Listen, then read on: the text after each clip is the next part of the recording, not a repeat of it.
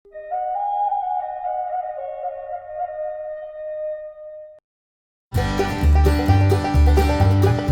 into the cap, down the arm. I'm Dan Pierce. I'm the chairman of the history department at the University of North Carolina, Asheville.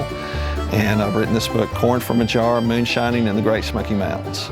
I've always been interested in working class history and social history, and I did a book on the history of NASCAR. There was a natural connection between the automobile and moonshining because people needed to get product to market, particularly during the Depression era, and then even after that when Prohibition really continues in the South, even though it's over nationally.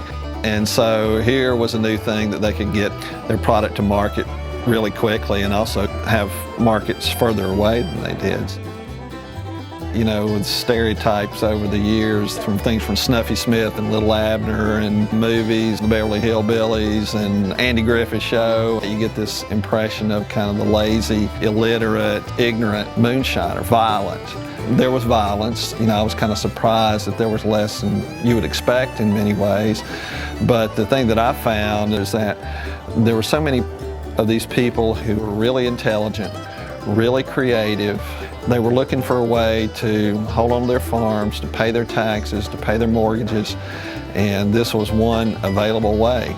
For instance, one of the great stories is the story of Ike Costner from Cosby, who was one of the big-time moonshiners from the 20s, really up till the 60s. He served time in almost every major federal penitentiary in the country, including Alcatraz. The guy was incredibly intelligent, took all kinds of courses while he was in prison. He became a very talented jailhouse lawyer, businessman, all this kind of stuff, you know, and again, you see that of these people that were just really intelligent, and the other stereotype about being lazy, it's really hard work.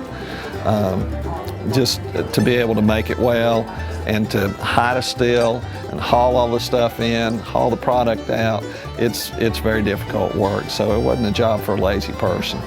There's the mythology, the stereotype about, you know, everybody was involved in moonshine, and that's overblown, but not too much, because every family, I think, in some way was touched by it. I mean, it had people that made it, had people that transported it, had people, even if you own a store, you know, you're selling sugar, you're selling mason jars, you're tied into it in some way, and it's almost an unavoidable thing. And so I think this is a story about how people in often fairly desperate circumstances sought to cope with the problems of life and provide for their families. And there are just so many great stories, and the people that are so fascinating. This is something that's been downgraded and people have tried to hide and were ashamed about and all this type of thing, but this is an important part of life, and so and of culture of the region. And so if you're going to understand the history of the region, you need to understand this. You need to understand moonshine.